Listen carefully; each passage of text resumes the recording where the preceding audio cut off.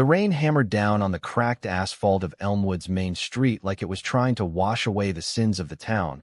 But Alex knew better. Nothing could scrub clean the hatred that had driven him out 3 years ago.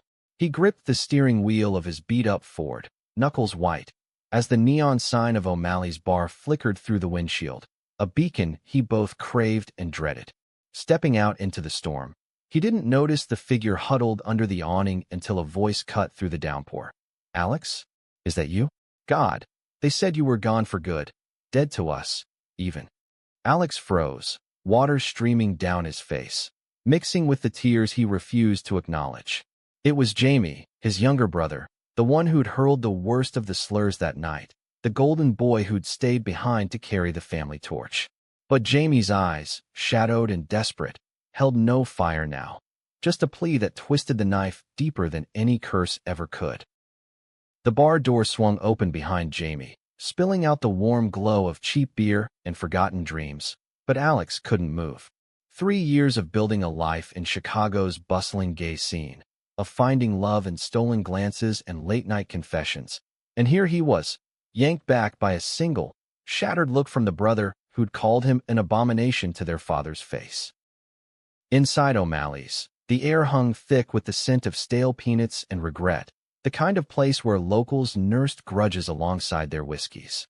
Alex slid into a booth across from Jamie, peeling off his soaked jacket, his heart pounding like it had that fateful Christmas Eve when everything shattered. Jamie fidgeted with a coaster, shredding it into wet confetti, avoiding Alex's gaze. "I didn't think you'd ever come back," Jamie muttered finally, his voice barely above the jukebox's mournful country twang. "Dad's worse. The cancer's eating him alive. Mom's a ghost, wandering the house like she's already buried him. And me? Hell, Alex, I'm drowning here." Alex leaned back, the vinyl seat creaking under him, memories flooding in unbidden. He'd been 22, fresh out of community college, when he told them. "I'm gay," he'd said over pot roast, the words tasting like freedom and fear in equal measure. Dad's fork had clattered to the plate, his face twisting into something unrecognizable.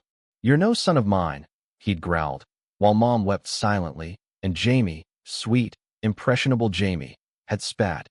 "You're dead to us, freak. Get out before you poison the whole family." He'd left with a duffel bag and $50, hitchhiking to the city lights, vowing never to look back. But Chicago had its own cruelties, dead-end jobs, hookups that left him hollow, and the constant whisper of prejudice from strangers who saw his rainbow pin and sneered. Until Ryan, vibrant, unapologetic Ryan, had crashed into his life at a pride rally, all laughter and fierce loyalty, teaching Alex that love could be a shield against the world's sharp edges. Now, staring at Jamie's hollow cheeks, Alex felt that shield crack. "Why call me now? After everything?" Jamie's eyes flicked up, red-rimmed. "It's not just Dad. There's something else. Someone. I can't explain here. Please, just come home. For one night." Home. The word was a poison dart, but Alex nodded, the pull of blood too strong to ignore, even as dread coiled in his gut. The drive to the old farmhouse was a blur of cornfields and lightning, the wipers slapping rhythmically against the storm's fury. The house loomed at the end of the gravel drive, its porch light a feeble glow against the night, sagging like the weight of unspoken sins. Alex killed the engine, the sudden silence deafening, broken only by the patter of rain on the roof. Mom met them at the door, her apron dusted with flour, eyes widening in shock before filling with tears. "Alexander," she whispered, the name a prayer and a wound. She pulled him into a hug that smelled of lavender and loss, her frail arms trembling. "Dad was upstairs," she said, too weak to come down, but his presence hung over the house like a storm cloud. Jamie led Alex to the kitchen, where a pot of coffee steamed on the counter, untouched. They sat at the scarred oak table, the same one where confessions had turned to condemnations. "I was wrong," Jamie blurted, his voice cracking. "That night. I didn't mean it. Or maybe I did, back then. Dad filled my head with all that church crap, the fire and brimstone sermons about how you'd burn for being you." Alex's jaw tightened. "And now? What's changed, besides Dad's clock ticking down?" Jamie swallowed hard, glancing toward the stairs. "It's not just that. I've been seeing someone. A guy. From the mill. His name's Tyler. And when Dad found out, God, Alex, it's like watching it all happen again, but worse.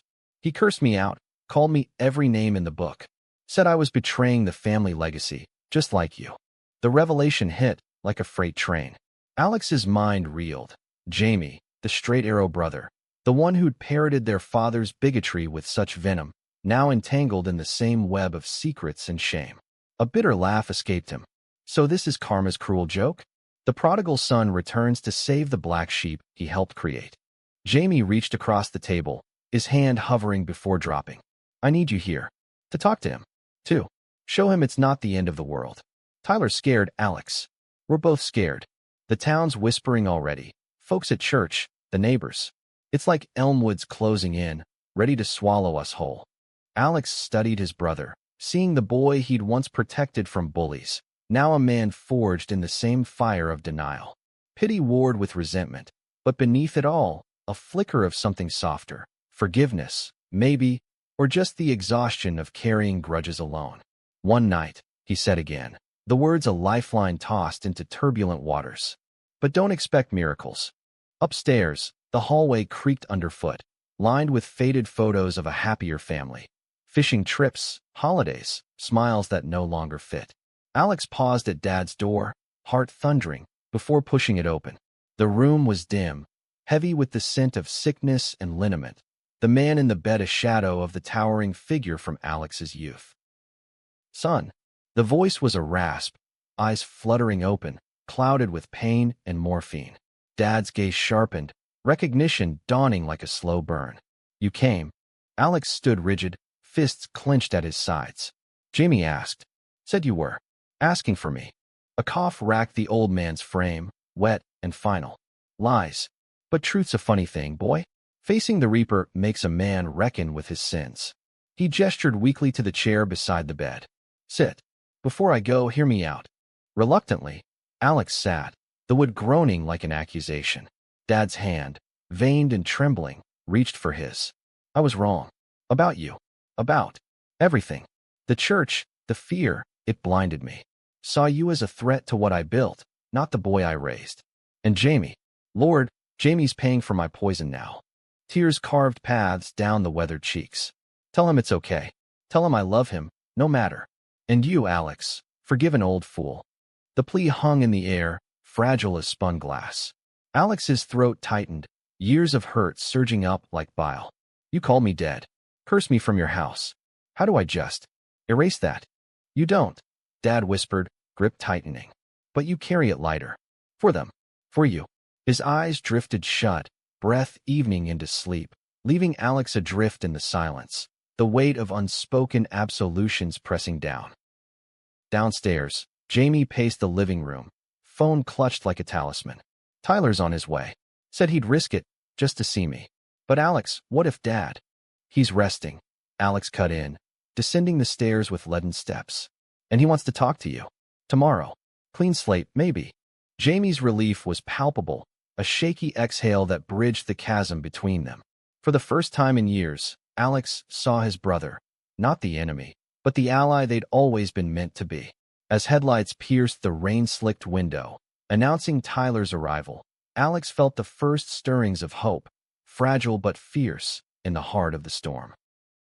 Tyler stepped through the door like a skittish colt, rain dripping from his flannel shirt, his broad shoulders hunched against the chill.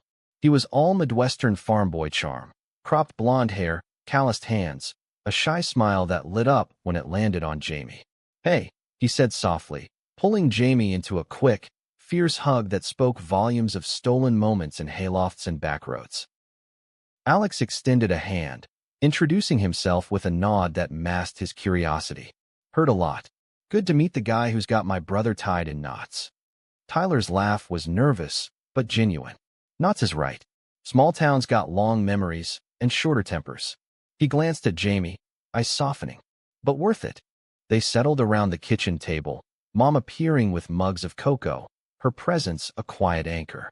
Conversation flowed haltingly at first. Work at the lumber mill, the upcoming county fair, the way Elmwood's annual pride flag debate still simmered in diner booths.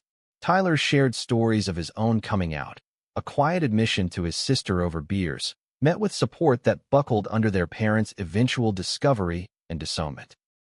"Sounds familiar," Alex said, a wry smile tugging at his lips.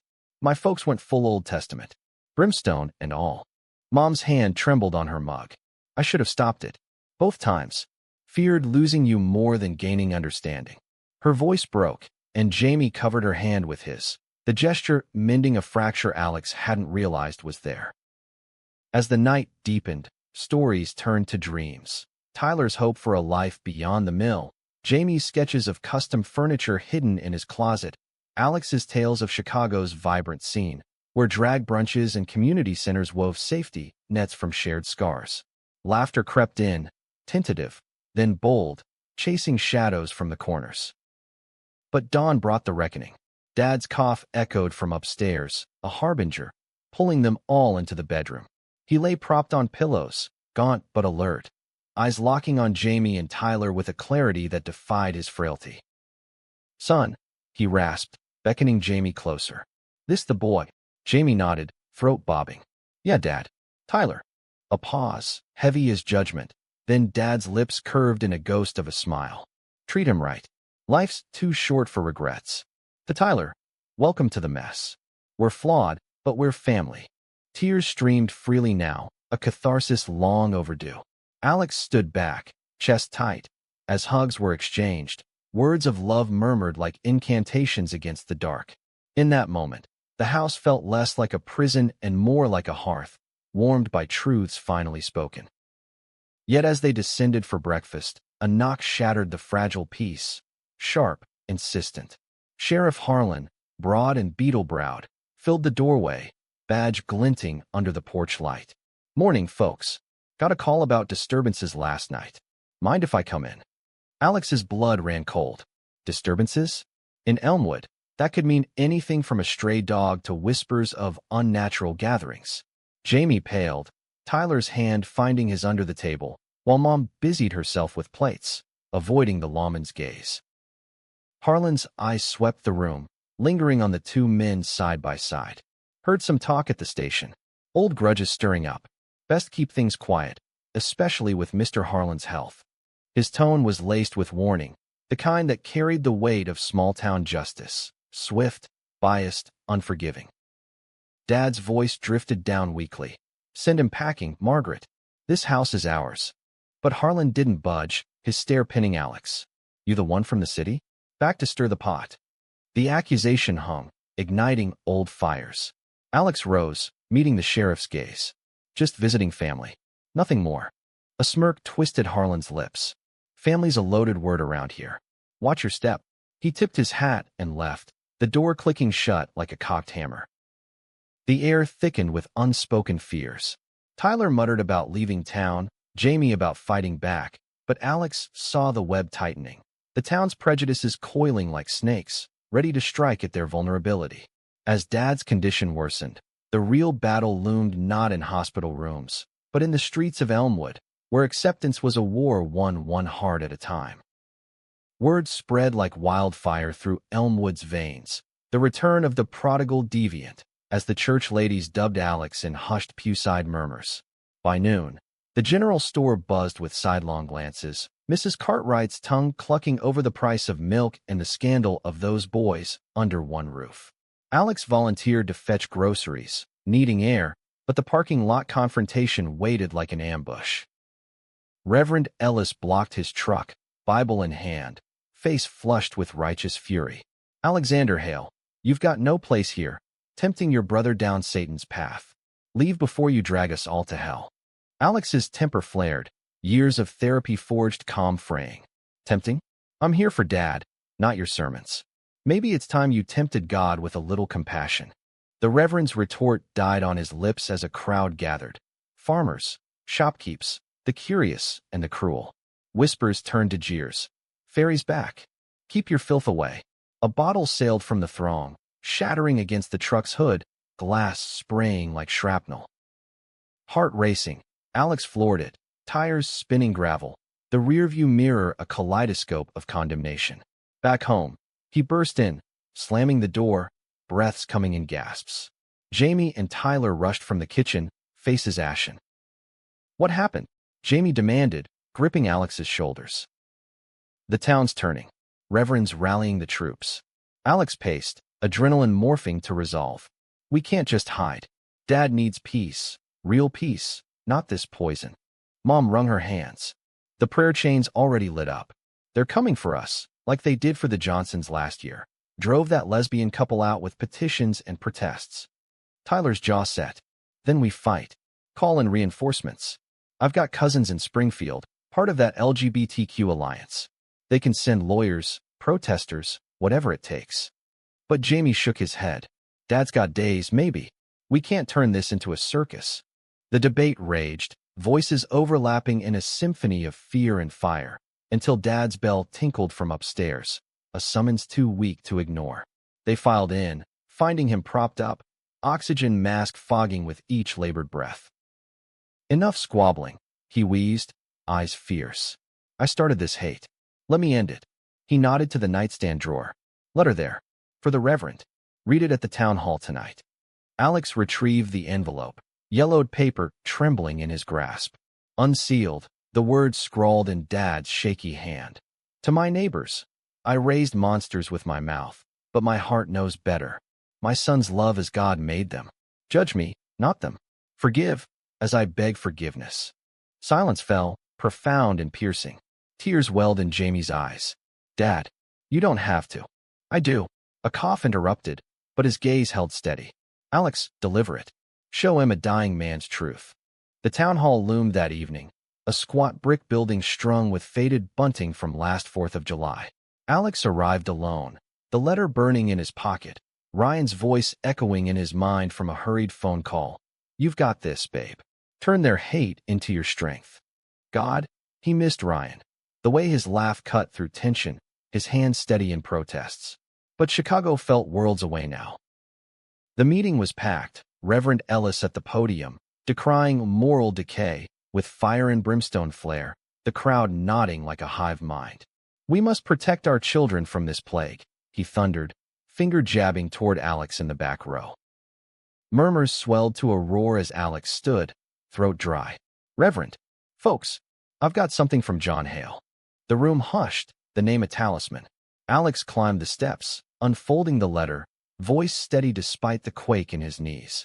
He read, each word a thunderclap, the confession of a father's failures, the plea for his son's acceptance, the raw admission that love trumped doctrine every time. Gasps rippled, tears from unexpected faces. Old Mr. Wilkins, who'd lost a gay nephew to suicide. Sarah from the diner, whose daughter had fled similar scorn. The Reverend sputtered, face purple, but the tide shifted, questions turning from accusation to curiosity. In the chaos, Harlan appeared at the side door, not as enforcer but observer, his nod to Alex grudging but real.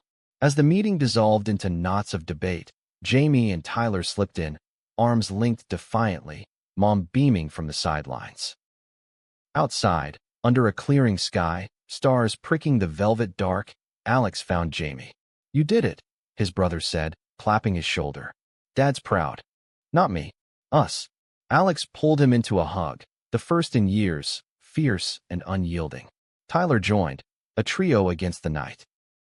But as they drove home, headlights catching a figure on the roadside, Reverend Ellis, Bible dangling, face crumpled, Alex slowed. The man waved them down, voice breaking. "Tell John. I'm sorry. For all of it." The apology hung, a bridge half built. Alex nodded. "Tell him yourself. He's waiting." Dawn painted the farmhouse in gold the next day, Dad's room bathed in light, as if heaven itself approved. The family gathered, Mom, Jamie, Tyler, even Ellis in the corner, humbled. Dad's eyes, bright for the first time in weeks, took them in. "Beautiful," he murmured, hand in Mom's. "My legacy. Love." His breath stilled then, peaceful, the monitor's beep fading to silence. Sobs filled the room, but beneath them, a quiet joy, the mending of fractures, the triumph of truths told. In the days that followed, Elmwood shifted, slow as seasons. Petitions for pride flags gained signatures. The mill hosted quiet support groups, Harlan patrolled with a lighter hand. Alex stayed longer than planned, helping Jamie and Tyler navigate their new life. Mom's kitchen alive with plans for a family expansion, maybe a room for Ryan, when he visited. Yet surprises lingered. One evening, as Alex packed, a letter arrived. Postmarked Chicago, Ryan scrawl. Heard about your heroics. Train ticket enclosed. Meet me at the station. Love conquers, remember? Heart soaring. Alex boarded the Amtrak West, Elmwood shrinking in the distance. Not a prison, but a chapter closed with grace. Jamie waved from the platform, Tyler's arm around him, Mom clutching a photo of them all. In the city lights, Ryan waited, grin wide as the horizon. Missed you, Savior. Their kiss was a promise, deep and unwavering, against a backdrop of rain-slicked streets that now felt like home. But life, Alex knew, was no fairy tale. Twists waited in every shadow. Months later, a call from Jamie. Tyler's folks are coming around. Slowly. But Dad's well. There's a clause. Something about the farm and us. The hook yanked tight again, pulling Alex back. Prejudices died hard, even in death. Old clauses in wills, hidden bigotries unearthed. As he packed once more, Ryan at his side, Alex smiled grimly. Round 2. But this time, we're unbreakable. The farm's attic yielded secrets like buried mines, yellowed documents, Dad's hidden journals chronicling doubts long suppressed, and a codicil to the will, land deeded to heirs without sin, a final unwitting barb from a man who'd tried to atone too late. Lawyers descended, a Springfield ally named Lena, sharp as a tack, her rainbow lapel pin a badge of battles won. It's unenforceable, she declared over coffee, maps spread like war plans. But it'll drag. Emotions high, town's watching. Jamie paced the porch, Tyler's hand steadying him. Can't lose this place. It's all we've got. Roots, memories. Alex, fresh from Chicago with Ryan in tow, felt the pull anew. Ryan, ever the firebrand, organized a town meet. Not confrontation, but conversation. Stories over statutes, he said, eyes alight. Let him see the humans behind the hate. The hall filled again, not with pitchforks but pillows, circles of folding chairs under strings of lights. Neighbors shared, lost loves, hidden kin, the quiet toll of silence. Mrs. Cartwright admitted her brother's unspoken truth, cut short by despair. Even Harlan spoke, gruffly, of a cousin's exile. Lena presented the case, weaving law with heart, Dad's letter as cornerstone. Objections crumbled, not to thunder but to tears, the codicil dissolved in a vote of unity. After, as fireflies danced in the fields, Jamie hugged Alex fierce. You saved us. Again. We all did. Alex glanced at Ryan, their fingers laced, the circle complete. Yet the deepest twist brewed in quiet moments. One night, Ryan confessed over stargazing. I'm scared, Alex. Of us. What if the city's just another cage? Vulnerability cracked Alex's world, his rock, doubting. Then we build bridges. Here, there, together. Their love deepened in the forging, tensions yielding to trust, prejudices personal now, overcome in whispers and wills. Years blurred. Weddings under oak trees, Tyler's mill union with queer protections, Mom's garden blooming with pride flags. Alex and Ryan adopted, a boy named after Dad, teaching him love's fierce grammar. Elmwood became legend, a town reborn from curses, where the dead whispered forgiveness, and the living danced in its light. But in the end, the greatest surprise was simple. Family, redefined, unbreakable, a legacy etched not in stone, but in hearts mended against all odds.